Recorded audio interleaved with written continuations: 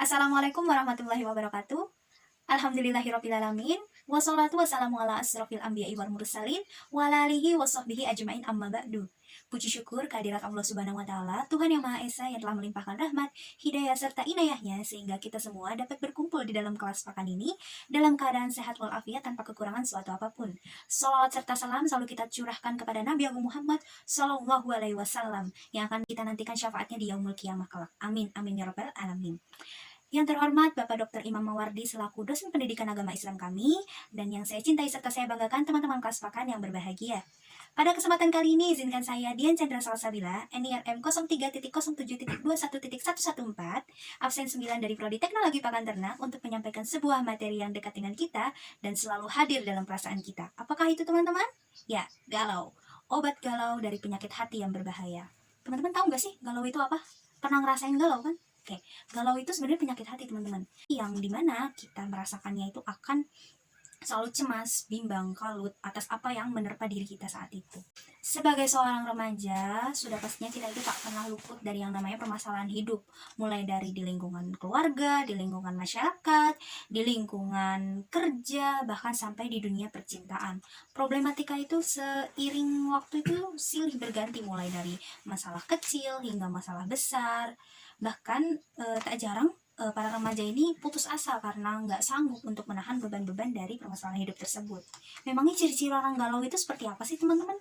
Ciri-cirinya adalah orang yang tidak pernah merasa tenang di dalam hatinya. Jadi hatinya itu selalu ada yang ganjel gitu. Kenapa kita bisa galau? Sebab kita terlalu menginginkan sesuatu. Apa sih contohnya? Teman-teman pernah galau nggak sih kalau nggak punya duit? Galau dong ya, karena nggak punya duit gitu. Nah, terus kita tuh mikir, pengen jadi kaya, pengen kaya raya gitu, biar bisa beli apa aja gitu. Nah itu namanya galau.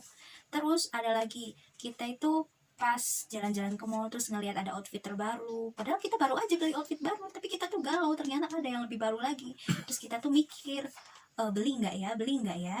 Nah itu namanya galau. Terus yang terakhir ini, kamu suka sama seseorang, tapi seseorang itu tuh nggak tahu perasaannya buat kamu, dan kamu tuh jadi galau, kayak pokoknya kamu tuh harus dapetin dia. Nah, dari kegalauan ini biasanya orang-orang itu tuh akan khawatir kalau nggak berhasil mendapatkan apa yang mereka inginkan. Nah, dari kegalauan inilah biasanya akan timbul rasa kurang puas terhadap apa yang telah kita dapatkan selama ini. Jadi, kita ini akan selalu mencari cara untuk mendapatkan sesuatu secara instan. Padahal, apa yang kita lakukan itu bisa saja menyimpang dari ajaran agama Islam. Contohnya apa nih teman-teman? Saya nggak punya duit, pengen cepat kaya raya. Apa solusinya? Santet. Wah, nggak ding, bukan santet. Apa? Ngepet.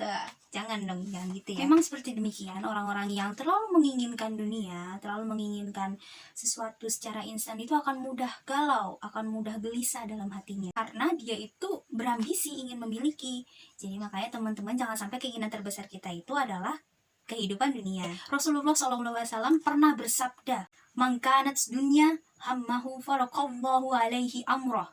Yang artinya siapa yang keinginan terbesarnya adalah dunia, maka Allah akan cerai beraikan urusannya. Artinya dia itu akan selalu merasa galau, selalu merasa gelisah dalam hatinya. Wa ja'alna faqrahu baina ainai, dan Allah jadikan kefakiran di pelupuk matanya. Gak pernah merasa cukup. Apapun yang diberikan sama Allah itu gak pernah merasa cukup, jadi dia selalu pengen lebih, lebih, dan lebih. Itulah tandanya penyakit hati galau. Walam ya'tihi bid dunya ila ma kutibalah, dan dunia tidak akan mendatanginya kecuali sesuai apa yang telah ditakdirkan untuknya. Dan jangan sampai kita itu terlalu mengharapkan dunia, karena nantinya kita akan selalu ditimpa kegalauan. Tapi teman-teman pernah gak sih teman-teman merasa galau tapi itu tanpa sebab, tiba-tiba aja galau gitu? Biasanya disebabkan oleh teguran dari Allah. Jadi Allah itu memberi kamu sanksi, memberi kamu teguran atas segala dosa-dosa yang ada dalam diri kamu. Jadi ketika kamu memikirkan suatu dosa, maka Allah akan memberikan kegalauan itu kepada kamu. Terus gimana, masa aku galau terus gitu? Tapi tenang aja, Allah itu udah menyiapkan sebuah obat penawar yang akan menyembuhkan segala kegalauan, segala kerisauan pada diri seorang remaja. Ada yang bisa nebak nggak apa? Al-Quran solusinya. Seperti dalam Quran surat Yunus ayat 10, "Wahai manusia, telah datang kepada kamu peringatan dari Rabbmu, penyembuh apa yang ada di dalam dada kamu, dan petunjuk serta rahmat bagi orang-orang yang beriman." Jadi Al-Quran ini adalah kunci, adalah sebuah obat untuk menawar hati kita yang sedang merasa galau. Jadi baca Al-Quran, baca. Kalau lagi galau ya baca Al-Quran, jangan bikin story galau. Terus selain baca Al-Quran ngapain aja? Banyakin zikir, banyakin mendekatkan diri sama Allah. Ketika kita lagi mengharapkan sesuatu, coba kita ngomong sama Allah, kita tawakal, kita ikhtiar. Insya Allah apa yang Allah rencanakan itu yang terbaik untuk diri kita.